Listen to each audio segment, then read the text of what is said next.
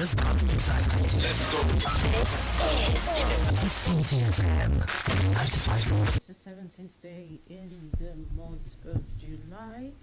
Welcome on the show this morning. We are grateful for the dawn of a new day. Alhamdulillah. I am your girl, OLUWAFUNKE and AISHA, and this is where we bring you all of the top stories on our dailies on newspaper review this morning. Do well to join us on the show.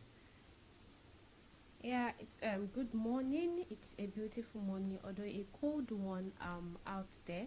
But please stand up and remember, you are never too old to set another goal and to dream a new dream. So please go out there and be productive. Aisha Ibrahim, and do well to join us on our Facebook and YouTube page at Vicinity 95.3 FM. Now we'll be taking top stories from the Punch, the Guardian, and Daily Independent. And in front of me this morning is the Vanguard newspaper, the Nation newspaper, and the Daily Trust newspaper. Yeah, on the Guardian, Ayaku Obasanjo defoul new constitution, alleged 6.9 billion naira fraud, court acquits discharges fire share of money laundering.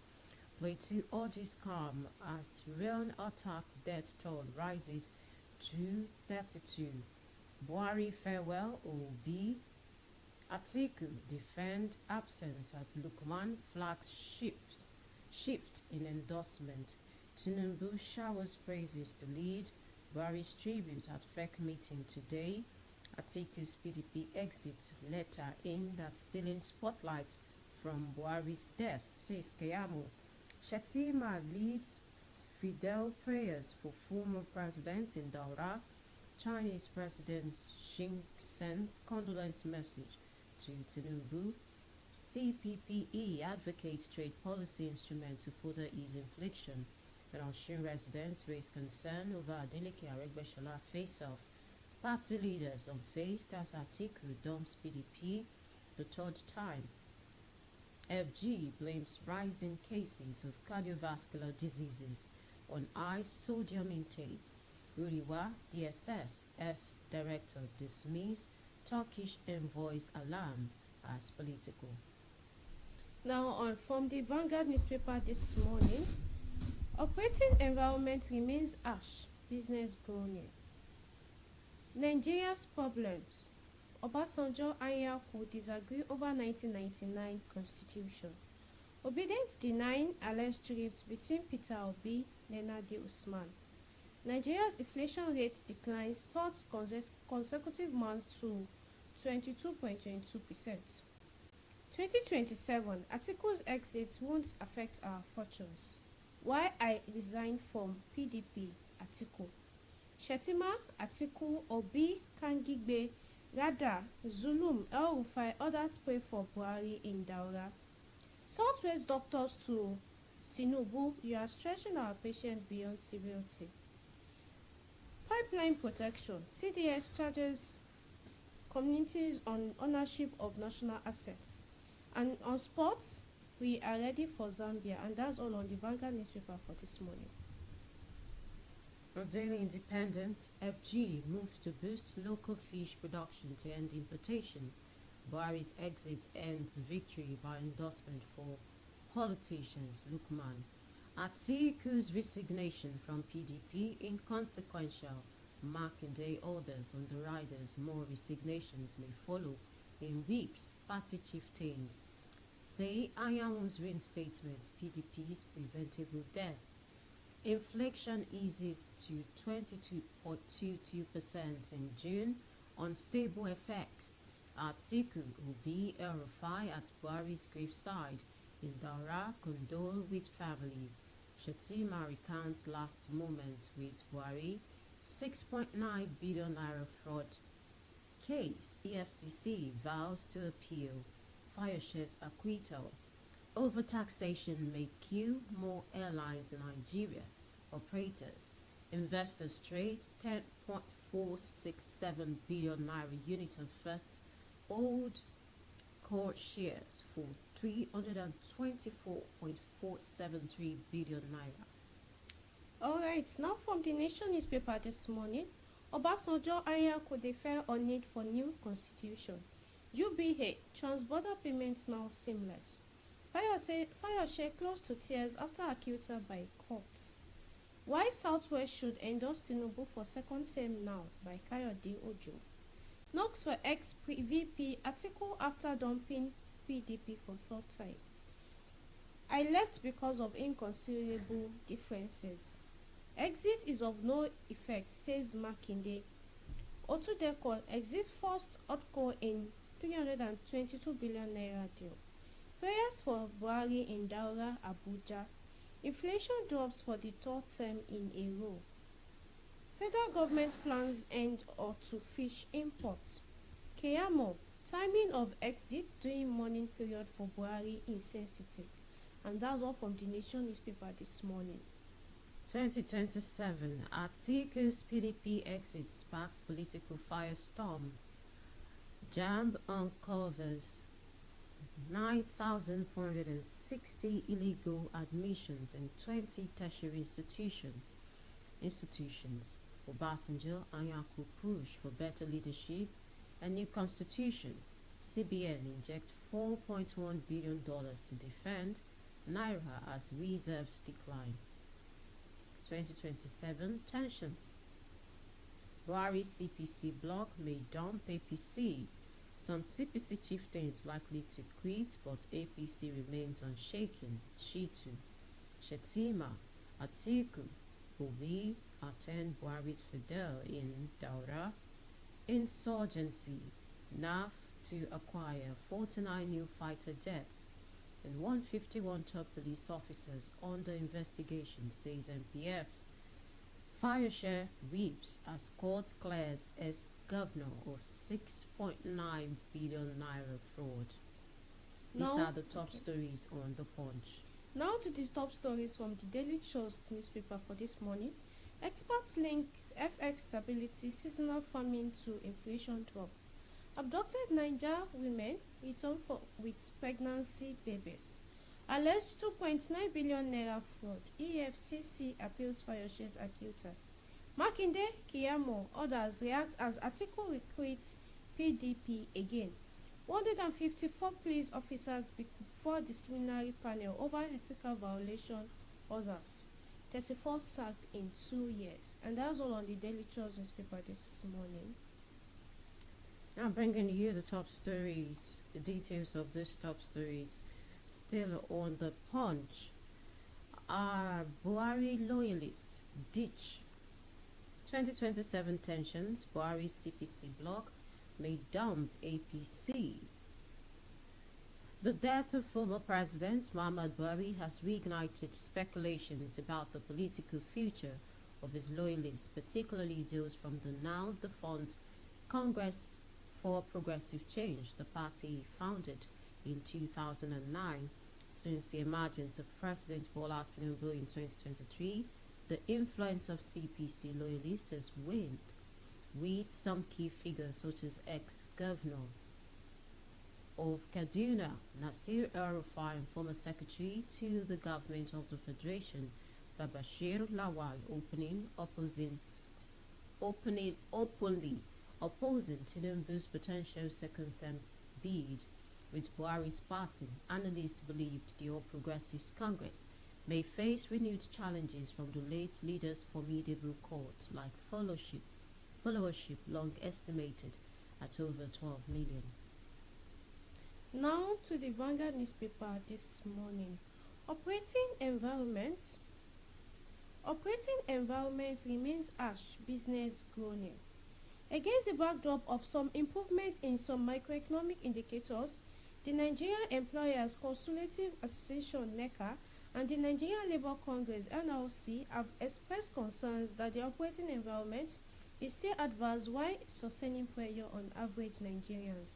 The Nigerian Bureau of Statistics (NBS) has just released its latest composite consumer price index, indicating that inflation declined for the third consecutive month in June, showing 22.22%, while foreign exchange rate over around 1,520 naira to US dollars to a US dollar following a sustained recovery of local currency in recent weeks.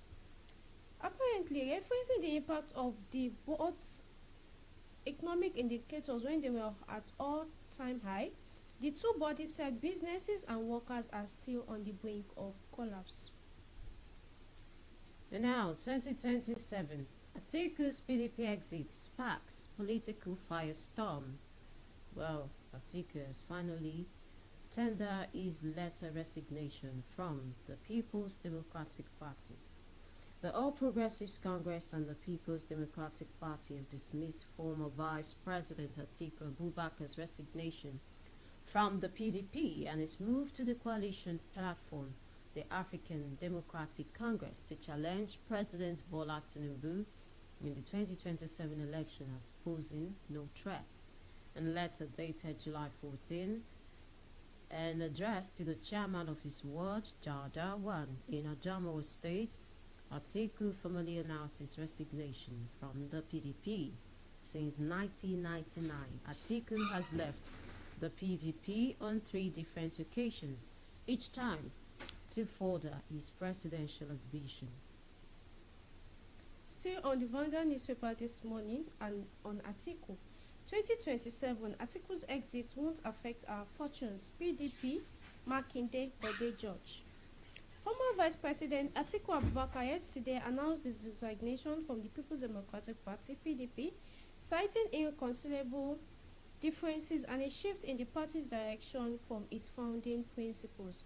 But the PDP Oyo State Governor Seyi Makinde and former Deputy National Chairman of the party, in a swift reaction, said Atiku exit won't affect PDP's fortune in the 2027 election.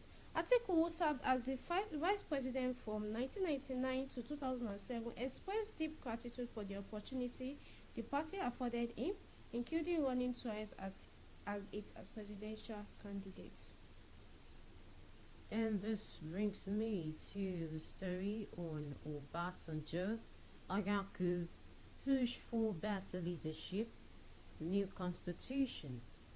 Former President Olusegun Obasanjo has condemned Nigeria's leaders for its problems, adding that the problems would persist regardless of the constitution in place as long as those implementing it continue with the same approach.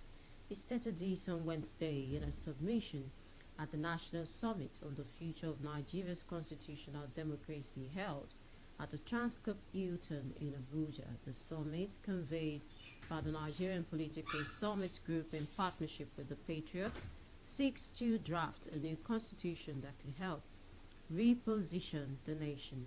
Stories on the Punch.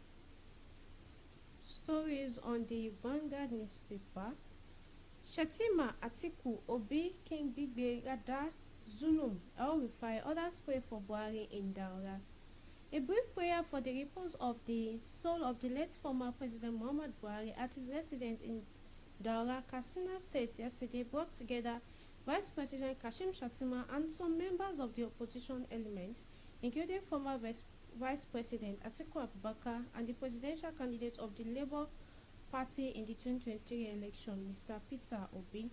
Also present were the former governor of Kaduna State, Malam Nasir El-Rufai, and his ex-secretary to the government of the Federation, Ambassador Babangana Kangigbe, among others.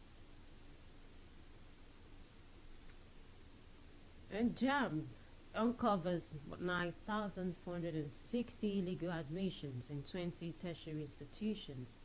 No fewer than 9,416 admissions across 20 tertiary institutions nationwide have been flagged as fake by the Joint Admissions and Matriculation Board for the 2024 academic session.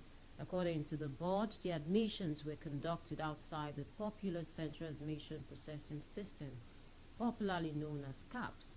According to the list obtained from JAM, Kano State University of Science and Technology led the pack with 2,215 fake admissions, with Ladoke, Akintola University of Technology, following with 1,215 others are Gombe State University of Education, Emmanuel Alayande, Federal University of Technology, Owerri, and Brosali University, Igbinedion University, Akwa Ibom Polytechnic, and College of Nursing, National Orthopedic Hospital, Igbobi. These are the list of our institutions with fake admissions. Still on Vanguard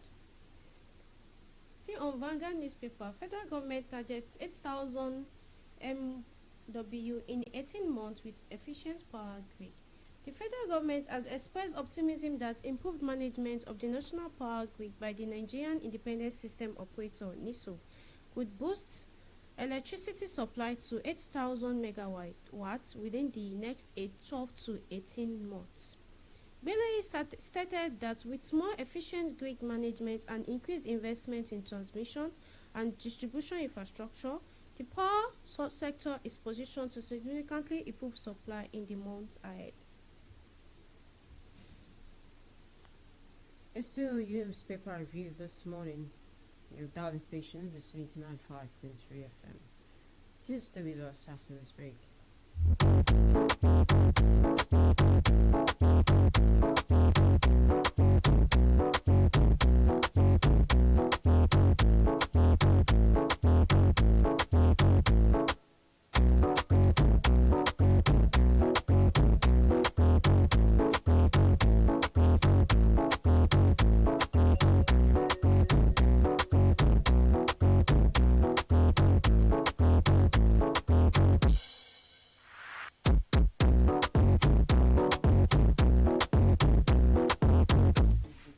Beautiful morning to you, comrade Salman. Thank you for joining us this morning. Can you introduce yourself to the house? Good morning. My name is Abdul Malik Salman. I'm an educator. I'm a teacher by profession, and it's my pleasure to be here this morning. Thank you. Yeah, good morning to you. How are you doing this morning? I'm doing great. Thank you. Yeah, so on newspaper review this morning, I have the story on former President Olusegun Obasanjo and the statesman Anyaku pushing for better leadership and new constitution. At this time, they've said Nigerian leaders are our problems, and if they do not visit the 1999 constitution and implement the review, that's a review going on as we speak in the 6 geopolitical zones across the country. The former president stated this at an event yesterday, saying that the problem is our constitution and we should fix our constitution. This is the only way Nigeria can get better. Do you think our problem really is our constitution? That's the 1999 constitution as amended. Well, in part, I think the former president is correct in part to say, because the intention and the reality of in 1999 for setting up the constitution, we have a very different reality in today now. So, in part, but to be sincere, it's not possible for us to change the constitution as a whole. So there have always been amendment upon amendment, but I think what we really need is to identify the key areas that we need for our development as a nation. So if we identify those key areas and we try to seek people's opinion in reviewing those areas, so now when we now review those areas, we have only done the half of the job. Then comes the implementation. So that means constitution alone is not our problem. We need the aspect of putting up strong institutions that will implement those provisions of the constitution. When those constitutions were put in place in 1999, the realities might be different from what we have now, but it's not possible for us to change the constitution as a whole. We can always make amendments where necessary, but more importantly, we need to put in place strong institutions, and we need to elect leaders with the will to implement this constitution. So it is one part to have the constitution, to review the constitution, is another part to implement the constitution, and that will come only when we have strong institutions, and that demands the action by the leaders and also the citizens who are the followers. because it's not only the leader that implement the constitution. We also need the support of the followers, who are the citizens of the country, to uphold and implement the constitution. So the former president may be right in some way, but I think that's not that a statement does not show the actual picture of what we are experiencing in our country, Nigeria. We actually need to put in place strong constitution, and at the same time, we need to put in place strong institutions to implement those provisions of the constitution. So that's my thought about that.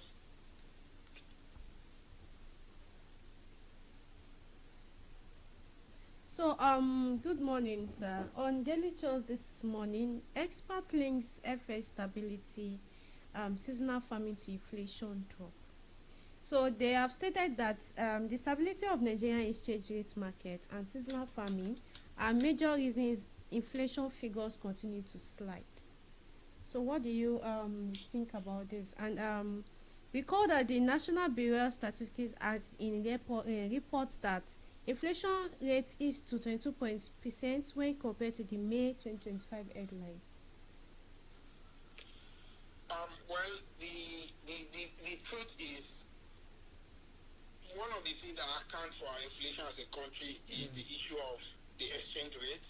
Yeah. So, because we know that as a country, we need to hand forests. We need forests for our services. We have a lot of people who go abroad for medicals, for education, for a lot of things, both people in public and private.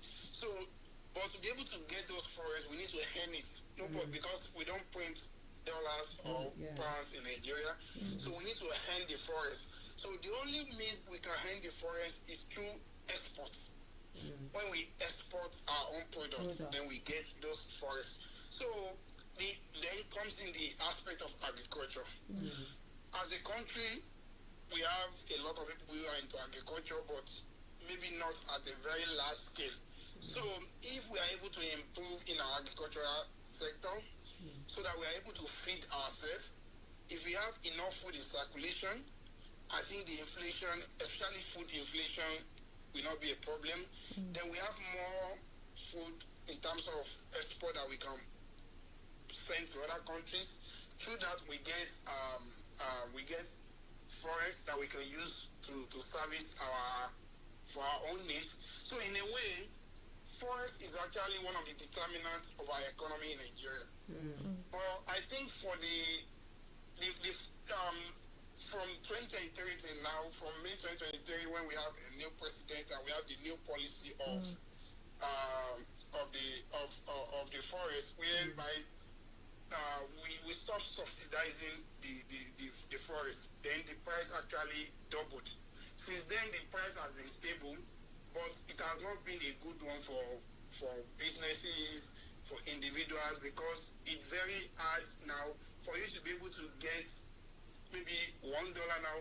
You need to have almost 200% of the naira that you need, that you needed before 2023 to be able to get that. So that means you need more naira to be able to get forest. Then that leads to inflation, because if I'm a businessman and I need more naira to be able to get forest, to get my tools or to get some other things, then I will actually put the price on my products, and that will actually go to the people. Then that will lead to inflation.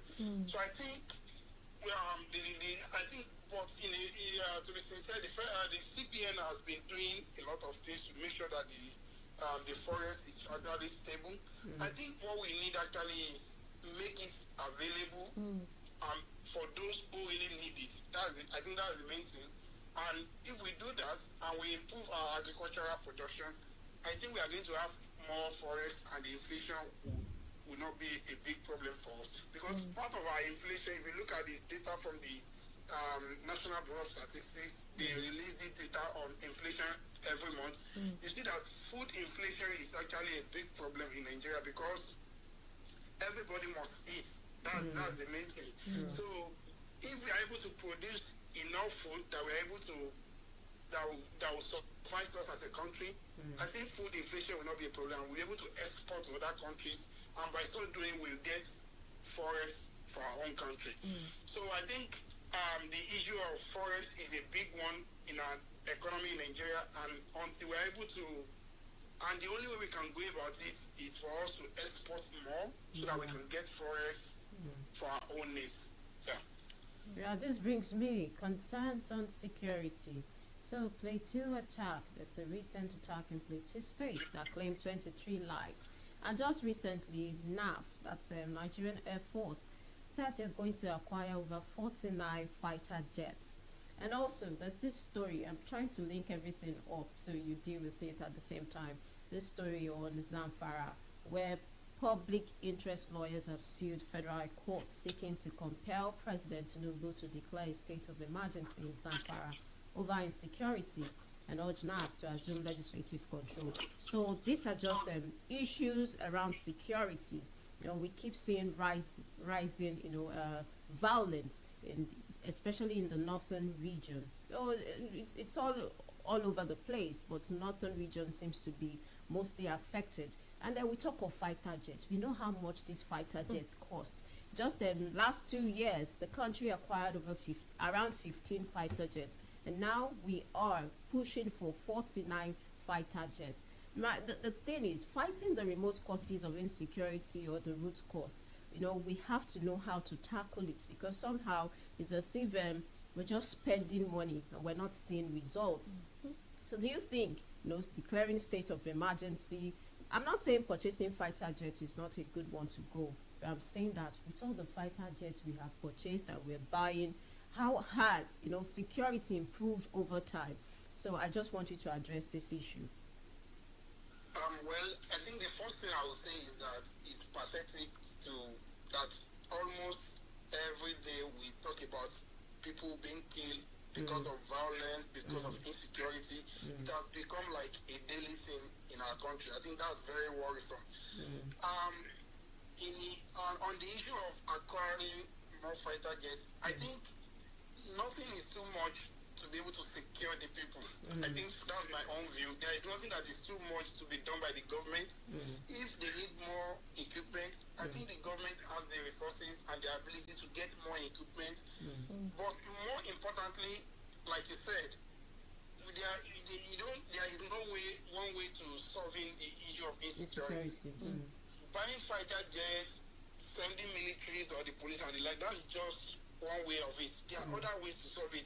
Looking at the root causes of these issues. Although insecurity or issues of security problem is all over the world, but at different rates. So there is no society that does not have the kind of security problem they are dealing with.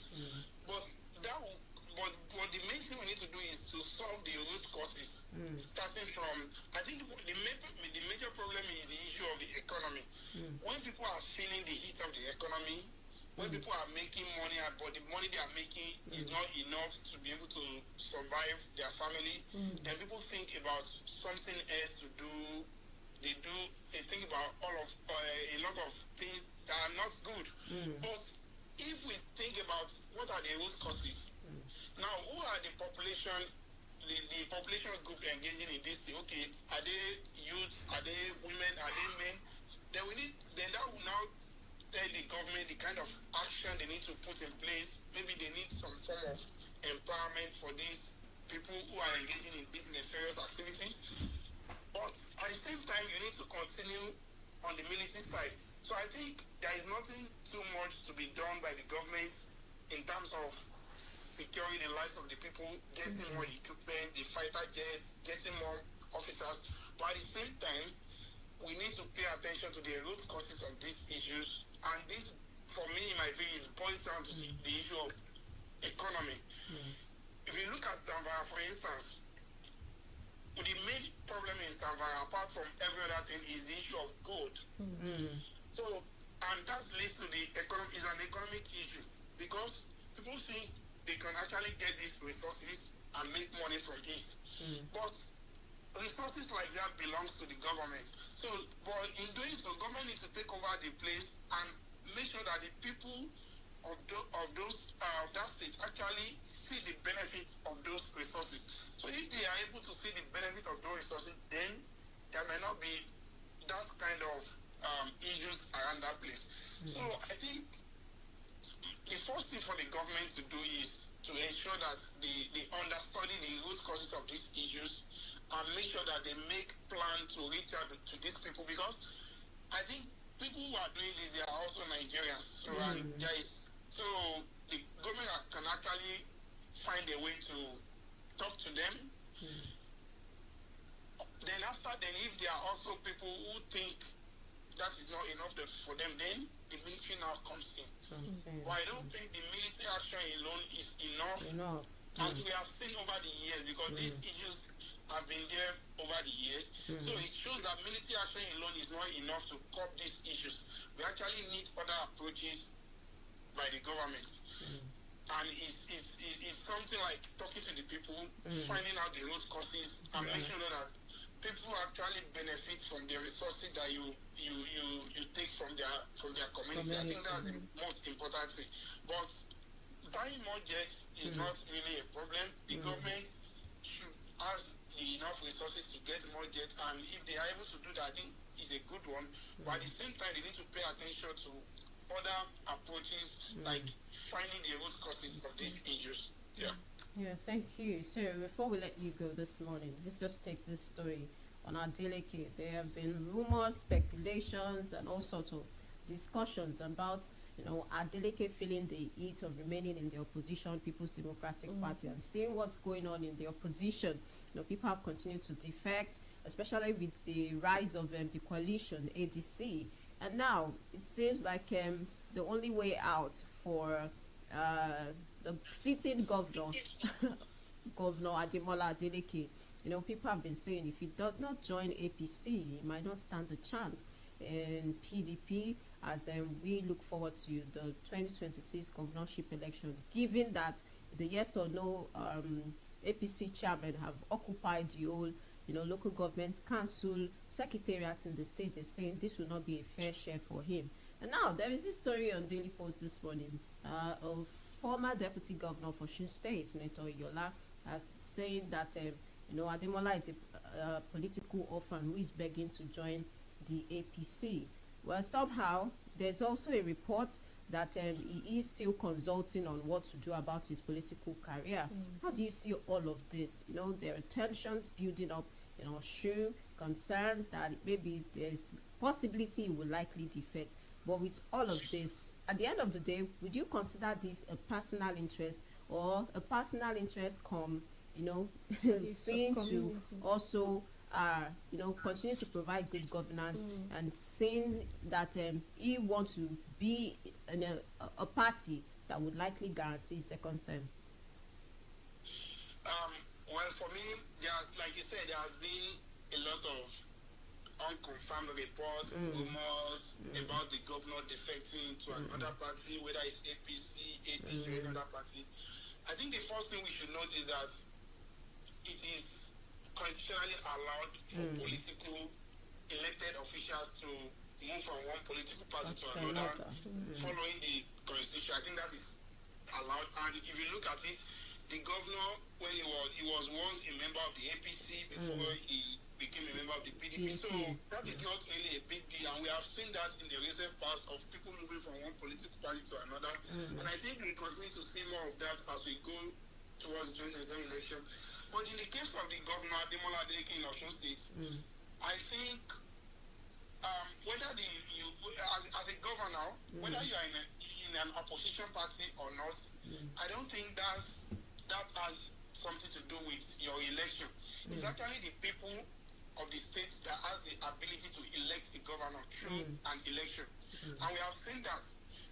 I think I should cast our mind back to 2018 and 2022 governorship election of State. In 2022, the governor actually contested under an opposition party, which is the PDP, which is an opposition party.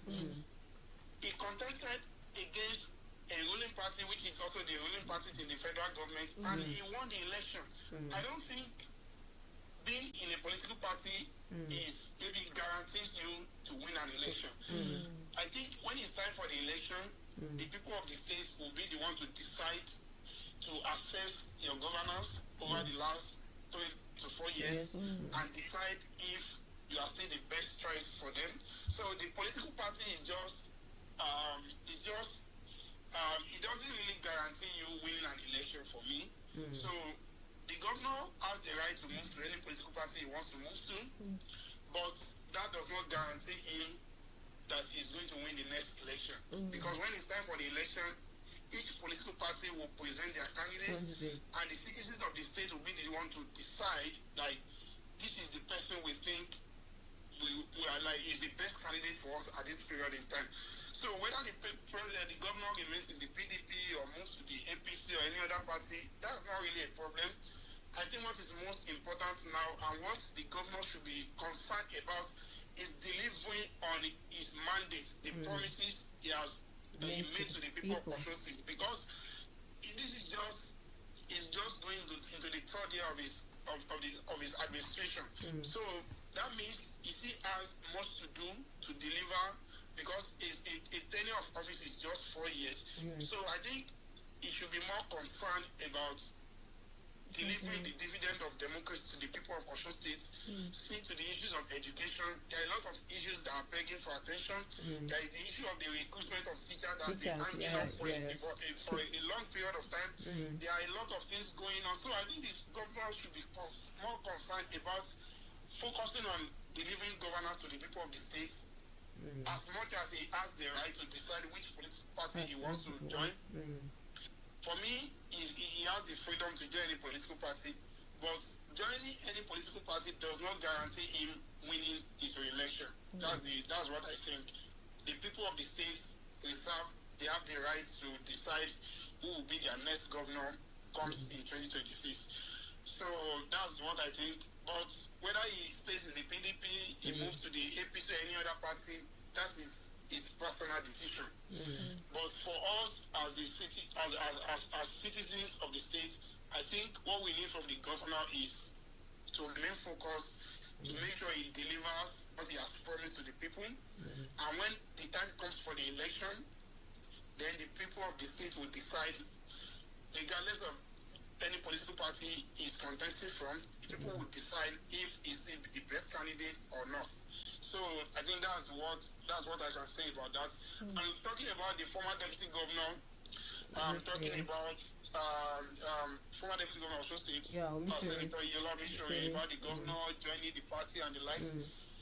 We should not, and I think that's just political talk, because politicians will always be politicians. So we should not forget that when the former deputy governor was about to join the APC as well, he also joined in circumstances that is somewhat related to what we are witnessing today. It was not really a decision to favor a majority of people.